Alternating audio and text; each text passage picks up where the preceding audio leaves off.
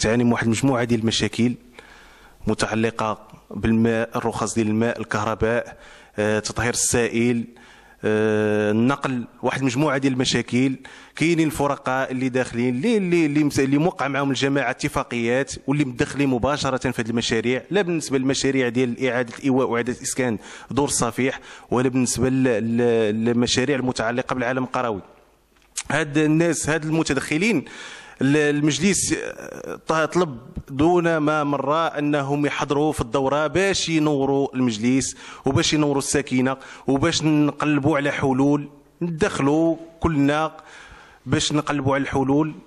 إلا أن هذه المصالح الخارجية لا ما كتجيش ما كتدخلش، ما كتحاولش انها تحل معنا المشاكل. حنا طلبنا كاع في واحد الدوره انه دار واحد الايام تحسيسيه، دار نديروا ان ستوند، نديروا وثاق. حنا ما عندنا ما نديروا ستوند، نديروا وثاق ونعيطوا على الناس الساكنه ويكونوا جميع المتدخلين، العمران، ادماج السكن، لونيب، كاع المتدخلين يكونوا حاضرين ونوروا الساكنه ونحاولوا اننا نلقاو حلول هذه المشاكل هذو. حنا دابا هذه المشاكل اللي زعما الساكنه كتعاتب الجماعه بوحدها، الجماعه ما عندهاش لا امكانيات وما عندهاش حتى الطرق باش تدخل في الفك ديال المشاكل هادو.